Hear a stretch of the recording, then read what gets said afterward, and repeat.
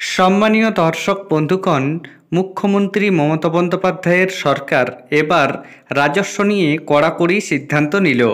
1 April থেকে রাজ্য জুড়ে চালু হচ্ছে নতুন পোর্টাল।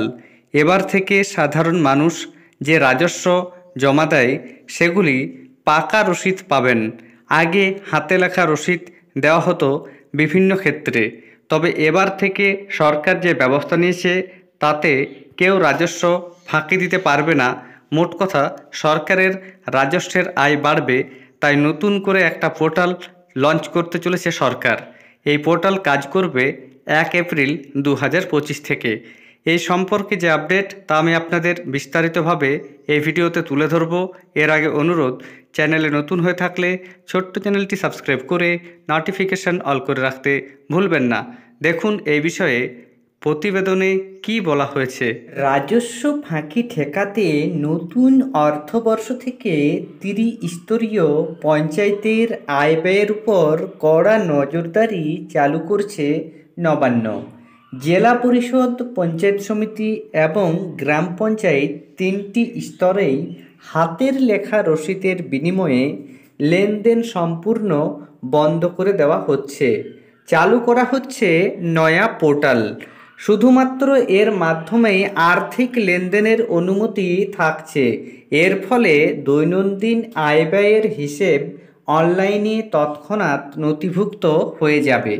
1 এপ্রিল থেকে এই নিয়ম চালু করতে নিয়ে আসা হচ্ছে একটি ইউনিফাইড অ্যাকাউন্টিং সফটওয়্যার, যার নাম দেওয়া হয়েছে সহজ সরল পোর্টাল। এতদিন গ্রাম পঞ্চায়েত স্তরে আর্থিক লেনদেনের হিসাব রাখতে গ্রাম panchayat management system GPMS portal ব্যবহার করা হতো। জেলা পরিষদ ও পঞ্চায়েত সমিতি স্তরে ব্যবহার হতো IFMS সরল। এবার 3টি স্তরেই সহজ সরল পোর্টাল ব্যবহৃত হবে। জেলা শাসকদের ইতিমধ্যে এ সংক্রান্ত নির্দেশিকা পাঠিয়েছে পঞ্চায়েত দপ্তর। এক পদস্থ কর্তা জানিয়েছেন, পঞ্চায়েতের 3টি স্তরে প্রচুর টাকার লেনদেন হয়। ঘাট, মাঠ, বাড়ির মতো নিজস্ব সম্পত্তি লিজ বা ভাড়া বাবদ প্রচুর রাজস্ব থেকে শুরু করে দরপত্র সংক্রান্ত টাকা জমা পড়ে প্রতিদিন।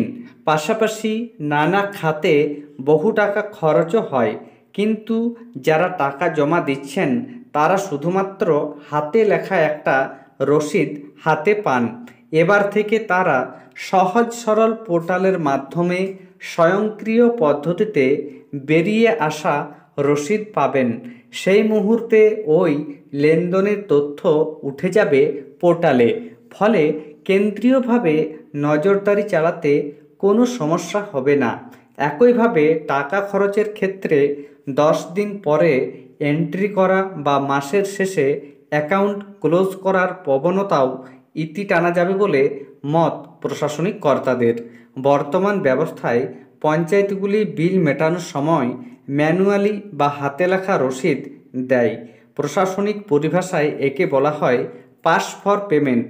এবার থেকে এই রসিদও মিলবে পোর্টাল থেকে।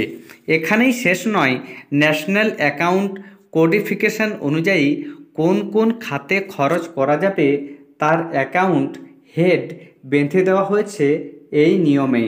ফলে পঞ্চায়েতগুলির নিজস্ব আয়ের টাকা নির্দিষ্ট কয়েকটি ক্ষেত্র ছাড়া অন্য কোনো খাতে ব্যবহার করা যাবে না। Online trade license, panchayat tourism, online building plan, দরপত্র ডাকার পোর্টাল সহ আরও কয়েকটি পোর্টালের সঙ্গে সংযুক্ত করা হচ্ছে এই পোর্টালকে। এর ফলে এসব খাতে জমা পড়া অর্থ সঙ্গে সঙ্গে উঠে যাবে সংশ্লিষ্ট কর্তৃপক্ষের ক্যাশবুকে। নতুন ব্যবস্থা চালু করতে ইতিমধ্যে প্রশিক্ষণ চালু হয়েছে।